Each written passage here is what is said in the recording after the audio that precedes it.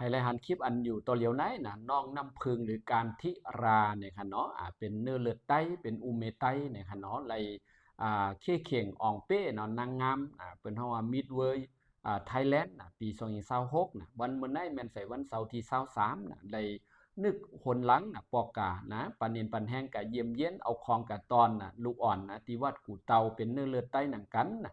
เฮ็ดให้เนาะจอมหนังเปียวเขานอเขาเลยหันอยู่ในนี่โจมเซอร์น่ะความนั้นในโหลเลยปมมือปันเด้ค่ะเนาะโหลเลยปมมือปันน่ะอันนี้ก็กอบไตเฮ็ดดีน่ะตาน่ะเนื้อเลือดเจอคือไตเฮาน่ะเป็นจือเป็นนาเป็นตาแต่พี่น้องไตเฮาเขาเนี่ยค่ะกอบน้องน้ำพึ่งได้น่ะเป็นก้นกัดแขนเสอำกาเนี่ยค่ะเนาะยังมีต่างเนาะฮู้ปิงยาลิกลายว่าน่ะเห็นอ่องจั่นน่ะเปิ้นเฮาว่าคณะเทคนิคการแพทย์มหาลัยเก่งใหม่นะครับว่า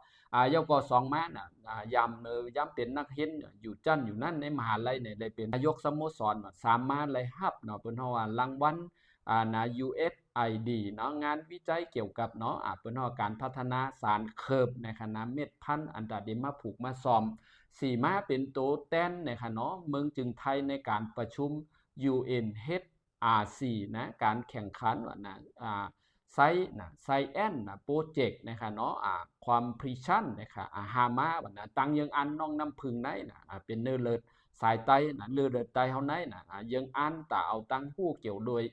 ตั้งหัวอันอ่องมันนั่นเนาะด้านรัฐศาสตร์จอยหรือก้นอันนำมีสัญชาติไทยนั้นในคณะหกมายำในดำในเนาะเขาก็เอาตั้งกัดเขียนจะในสิแลอะไรเป็นก้นไทยสัญชาติไทยกว่าเย้าในคณะเนาะดียกย่องติเตค่าในเนาะเขาก็อะไรไปนะเลยลาถึงการต่อสู้นะทั้งหมดทั้งสิ่งเปียวเขาของนอกขานอยู่ในเป็นการฮับตอนที่วัดกูเตาวิ่งเก่งใหม่ดีจมนะเนาะเมก็เลยลาถึงยกย่องน้องน้ำพึ่งก็ลาเทนะเมืองไหนข้าวเป็ดก้นหมี่ก็กำหมี่น้ำเป็ดที่ตูนต่างพยายามลาถึงปีเขานะจ๊ะอุ้นชื่อน้ำพึ่งจางนางสาวการธิดาเตชะพินาคุณเจ้าเป็นลูกแม่ใต้แล้วก็อุ้เป็นมิสเวิร์ดไทยแลนด์2026ปี2559เจ้ายินดียินจมใจไทยนะแล้วก็มีผู้ใหญ่ก้นหลงนะหลายภายหลายจุ่มนะพี่น้องใต้ลูอ่อนหงเห็นนะโคเป่ากอ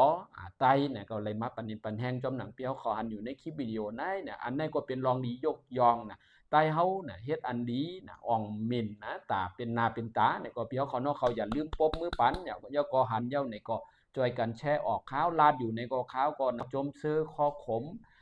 ตีนมันเนี่ยก็เป็นเนาะตัวแตนเป็นไอดอลนะแต่ผู้ใหญ่ก้นลงอันหันอยู่ตัวเร็วนี่เป็นเมเนาะน้องน้ำพึ่งนะคะน้องน้ำพึ่งถ่อมเมเนี่ยก็ไรไฮเนาะมีปีโมขาวเขาคุณอ้อยดีเขาจะได้เนาะอะไรมาเป็นพิธีกรแล้วก็มีหลายเจ้าหลายป้านะอันเป็นหันในคลิปวิดีโอนั่นนะเลยฮู้จักกันก็ริม